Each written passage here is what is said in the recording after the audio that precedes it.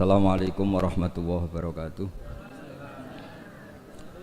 Alhamdulillah, salatu wassalamu ala asyrafir rasul ala assalatu wassalamu ala asyrafil mursalin sayyidina maulana Muhammadin wa ala alihi washabihi ajmain amma ba'du.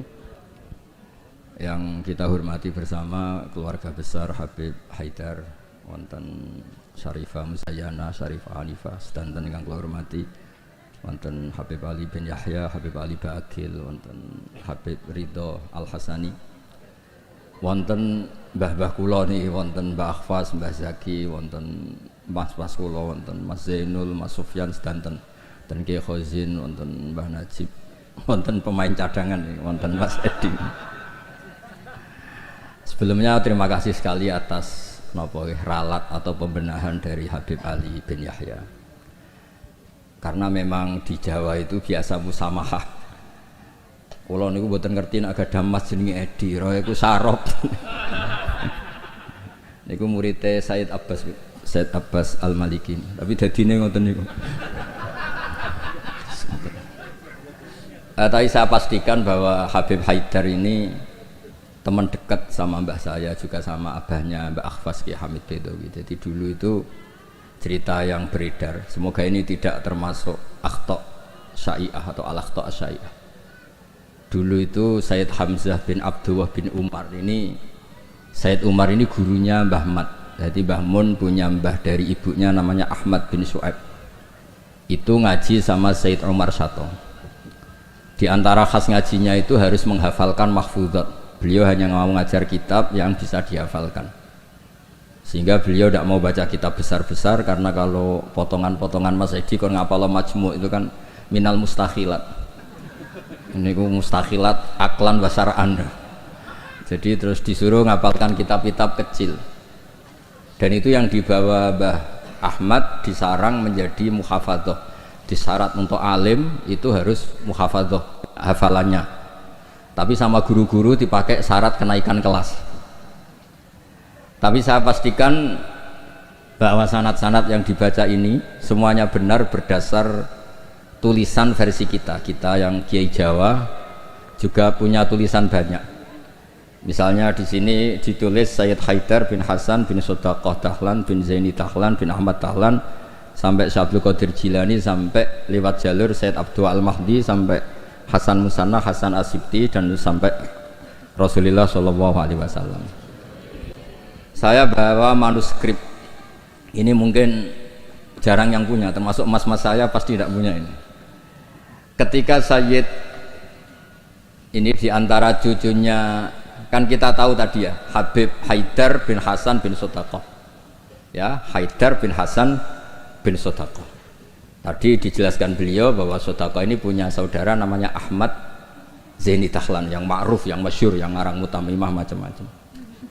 Ketika Syekh Mahfud At-Turmusi, ada yang baca At-Tarmasi, ini ngaji di Mekah, sebelum itu ngaji di Basoleh Darat, itu ngarang kitab Al-Manhalul Amin, Syarah Masailut Ta'lim, yang dulu dikarang Bafadl, kemudian lebih dikenal dengan istilah Hasyatut Turmusi atau Hasyatat Tarmasi.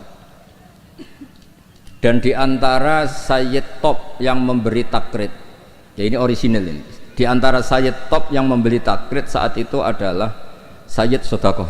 Ini ditulis Takridhu Nukhbatil Mudarrisin bil Masjidil Haram wa umdatu ayanihil a'lam al-alama Sayyidi as-Sayyid Abdullah bin Sayyid Sodaqah bin Sayyid Zaini Dahlan. Terus saat itu artinya hadil bait ini Baitul Nubuwah, Baitul Ilm, jadi sudah terkenal sekali. Zaman itu beliau ini Sayyid Sodaqah bin Sayyid Zaini Dahlan ini ngasih kata pengantar kitab Hasyatut Turmusi. Di antara yang beliau katakan tentang memuji Syekh Mahfud At-Turmusi, beliau juga detail sekali ngendikan di kitab ini ya, Muhammad Mahfud bin Marhum Al-Alama Al-Hajj Abdullah bin Marhum Al-Alama Al-Hajj Abdul Manan At-Turmusi Al-Jawi. Terus cerita-cerita hubungan kita dengan ulama-ulama Haromen, saya muridnya Mbah Maimun. Mbah Maimun punya mbah juga sekaligus guruna namanya Ahmad bin Su'aib. Itu ngaji sama Sayyid Umar Sato. Dan di kitab-kitab sanad Said Abi Bakar Sato ini paling kecil. Kecilnya ngaji sama Said Umar Sato. Di tengahnya yang terkenal ada Said Utsman. Dulu di era itu yang diantaranya ngaji itu Syekh Abdul Hamid Al-Qudsi. Terus ini cerita-cerita tentang betapa benana wa benahum itu ada lakoh yang luar biasa. Jadi zaman Syekh Mahfud At-Turmusi ngarang kitab itu diantara yang ngasih takrid, ngasih komentar ini Amit ini Sayyid Abdullah bin Sodaqah bin Sayyid Zaini Dahlan. Ini di kitab Hasyatut Turmusi di juz 7. Jadi ketika di akhir juz diterangkan takridot dari beberapa ulama daripada Sadatinal Hasaniyin, yaitu Sayyid Abdullah bin Sodaqah bin Zaini Dahlan. Di antara pujian beliau, karena beliau baca betul kitab Hasyatut Turmusi, inna hadza lahu ta'lif alladzi yaftakhiru bihil amilun. Terus beliau menulis limithli hadza falyamalil amilun. Fajazallahu mu'allifaha al-jaza al-hasan bifadlihi wa judih wa matta'al muslimina bi baqaihi wa judih. Jadi ini menunjukkan ketika beliau menulis itu masih sugeng. Dan kita tahu Syekh Mahfud At-Turmusi ini adalah gurunya Mbah Hashim. Jadi memang benar yang dikatakan Habib Ali, kalau cerita Mbah Hashim ngaji Said Ahmad Zaini Dahlan memang enggak mungkin, karena Mbah Hashim ngaji sama Syekh Mahfud. Syekh Mahfud baru ngaji sama Sayyid Abi Bakar Sato. Sayyid Abi Bakar Sato baru ngaji sama Sayyid Ahmad Zaini Dahlan. Memang secara tokoh itu enggak mungkin. Tapi ada beberapa catatan memang kalau Syekhona Khalil, Mbah Soleh Darat dan keluarga besar Kudus Ndamaran itu memang domenangi Sayyid Ahmad Zaini Dahlan, karena tokohnya memang di atas Mbah Hasyim Asy'ari. Saya pernah neliti bahwa Khinatu via Syekh Nawawi Banten itu Syekh Mahfud At-Turmusi sekitar umur 29 tahun. Karena Syekh Mahfud ini dulu ngaji di Mbah Soleh Darat umur 9 tahun sampai 14 tahun. Terus pertama mulazamah Said Abi Bakar Sato itu umur 15 tahun. Lazamahu muddata asri sinin. Beliau ngaji sekitar 10 tahun. Terus ditinggal wafat oleh Said Abi Bakar Sato itu ketika beliau umur sekitar 25 tahun. Dan ketika beliau ngarang kitab ini, di antara teman beliau dan juga sekaligus mitra diskusinya adalah Sayyid Abdullah bin Sodaqah bin Zaini Dahlan. Kemudian memberi kata pengantar ini, di antaranya mensifati Shahibul Afham ad-daqiqah wal ma'ani al-asbah ar-raqiqah al-murtafi ala ru'usi fudala'il asri. Dan kita tahu Mbah Mahfud ini punya beberapa murid, di antaranya adalah mbahnya Mbah Akhfas ini, Mbah Baidowi, juga Mbah Maksum, juga Mbah Sidik Jember, juga beberapa masyayikh di Indonesia. Ini yang agak serius tentang manaqib, supaya kita tahu bahwa inna hadzal ilma dinun fangduru amman ta'khuduna dinakum.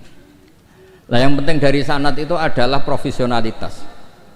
Sebab itu kula cenderung cerita nu paling seneng cerita wali, kira di kepenak. Jadi dulu itu terkenal cerita ini, yang paling terkenal di Jawa Timur.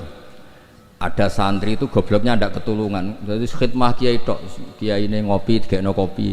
Menonak kiai ini rokok, ya digolekno asbak, pokoknya khidmah terus. Suatu saat dia itu mati, ya mati betul. Ketika ditanya sama Mungkar Nakir marrobuka, malaikatnya ditertawain. Malaikat, kamu itu gimana? Kalau tanya itu ya sama yang pinter, tanya kok sama orang bodoh.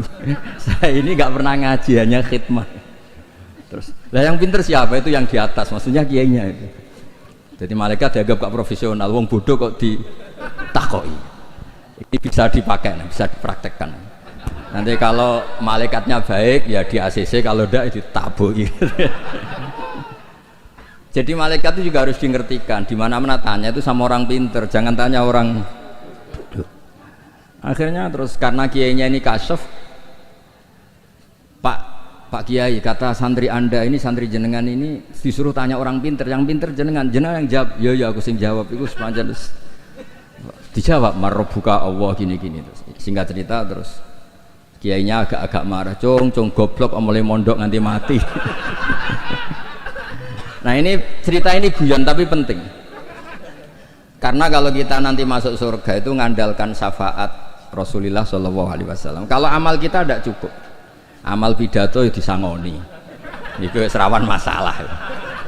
Tahlil nangis ya benda di depan umum, nanti ngomong ya Ning omahe ra pati iso nangis. Ngaji semangat ya nek didelok wong ngene-ngene iki. Ngaji ning omahe ngontak, ngantuk. Enggak meyakinkan. Amal kita semua ini tidak meyakinkan. Yang meyakinkan itu syafaat Rasulullah sallallahu alaihi wasallam. Dan syafaat Rasulullah ini supaya Nabi itu tidak capek-capek, ini harus didelegasikan ke kiai-kiai, karena banyak kiai yang mengatakan saya itu tidak yakin bisa nyafaati. Timbang Nabi repot-repot moro mriki kan ya mendingan dipasrah-pasrah wong kene lah. Ya ada kiai yang cara berpikir begitu. Tapi itu bukan guyon, memang secara sanad seperti itu. Masyhur di kitab Syafaah. Di kitab Syafaah itu ketika Allah memanggil semua nabi dan ada kursi di surga, hanya Nabi yang enggak masuk. Itu bisa dilihat di kitabnya Sayyid Muhammad Mafahim Yajibu Antusoha. Ketika Allah tanya, mana Habibi Muhammad?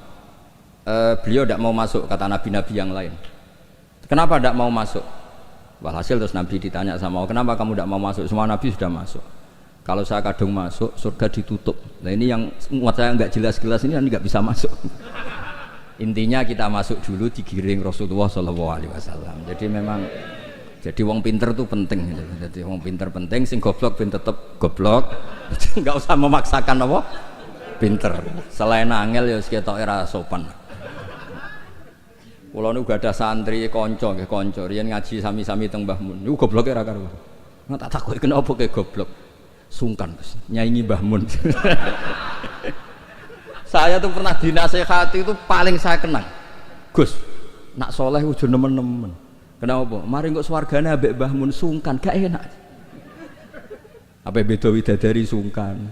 Apa pacaran mbek widadari sungkan? Soleh pas-pasan kok awor aku. Itu tak angen-angen kok masuk akal. Ora enak. Sampeyan iso bayangno swarga awor Mbah Mun. Apa metingkrang sungkan apa. Terus monggo ke soleh pas-pasan mawon kersane lho. Tapi risikone pas-pasan nak kuotane ra cukup neraka. Lah risiko kuota nak pas-pasan itu risikone niku. Terus Rasulullah itu milik semuanya nggih. Sing sering nangis wedi pangeran nggih ibadah, sing sering guyu nggih ibadah.